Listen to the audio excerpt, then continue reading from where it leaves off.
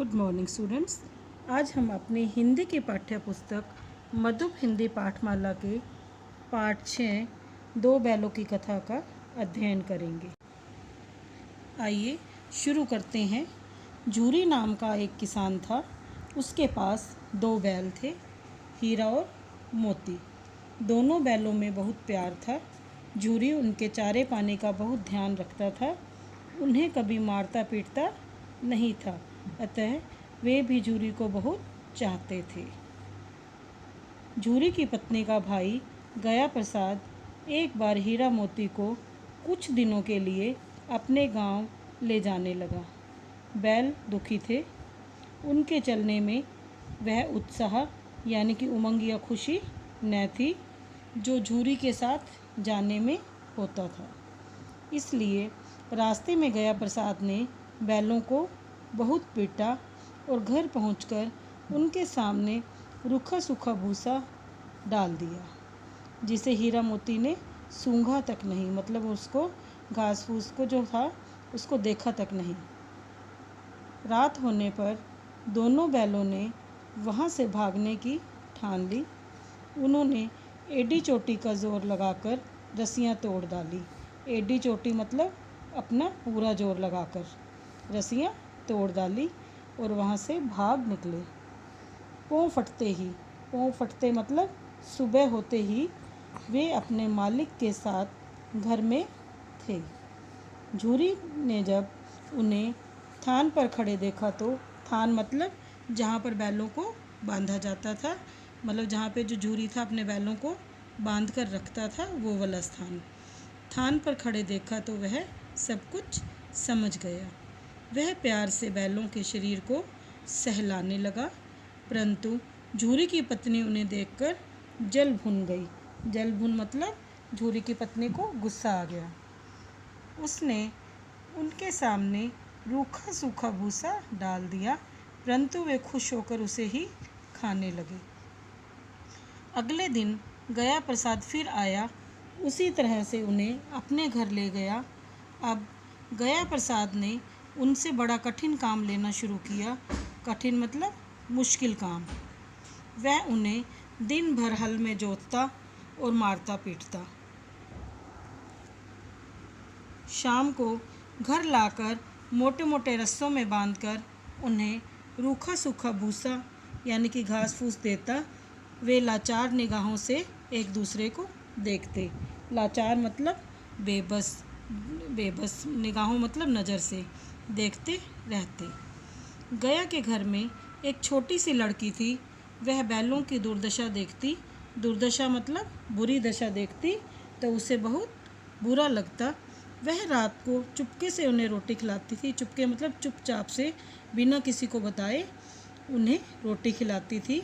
दोनों बैल उसका प्यार देखकर अपनी मार और अपमान भूल जाते। एक दिन मोती रस्सी तोड़ने की कोशिश कर रहा था। इतने में वह लड़की आई और उसने दोनों बैलों को खोल दिया। दोनों वहाँ से भाग निकले। अब हीरा मोती आज़ाद थे, मतलब फ्री थे। रास्ते में उन्हें एक सांड मिला। उसका सामना करने के अलावा उनके पास कोई चारा न था, मतलब और कोई रास्ता नहीं था। उन्होंने साहस से काम लिया। साहस मतलब हिम्मत से काम लिया। सांड ने हीरा पर सामने से वार किया तो मोती ने उस पर पीछे से सींगों से हमला मतलब आक्रमण किया। सांड घबरा गया क्योंकि यहाँ पर तो दो थे।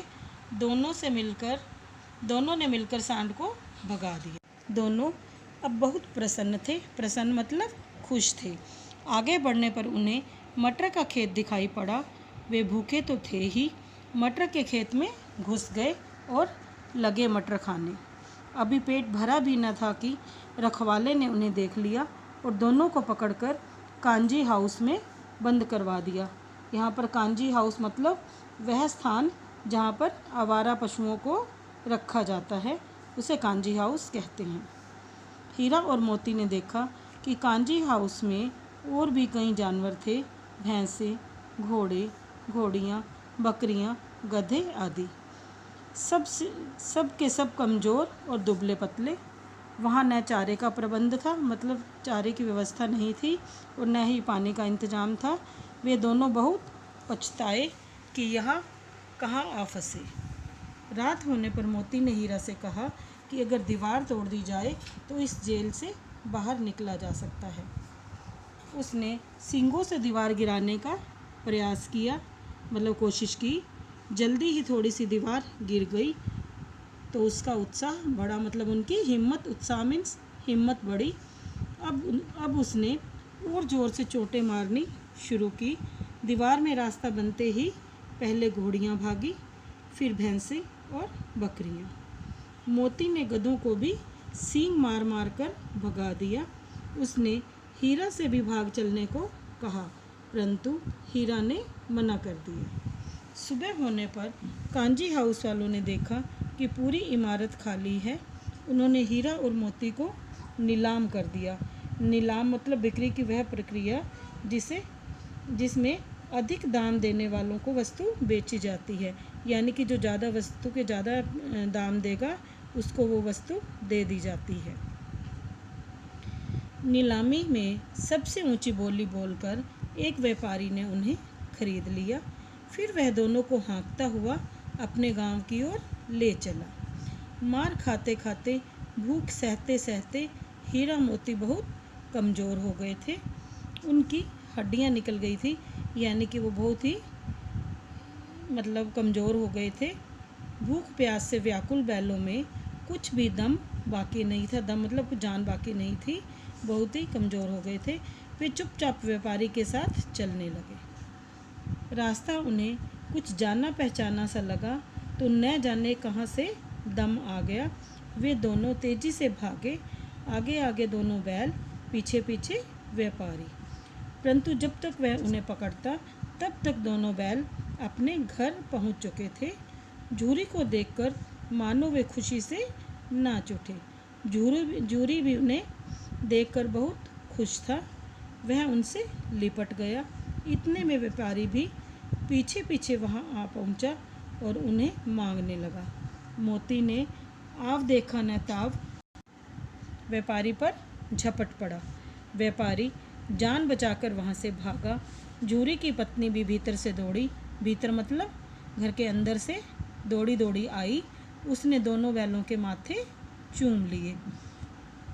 तो बच्चों, आज हमने इस कहानी से सीखा कि हमें पशु पक्षियों के साथ अच्छा व्यवहार करना चाहिए, और जब भी किसी पशु के साथ हम अच्छा व्यवहार नहीं करते तो वह भी मनुष्य की तरह दुखी होता है। तो हमें पशु पक्षियों के साथ हमेशा अच्छा व्यवहार करना चाहिए।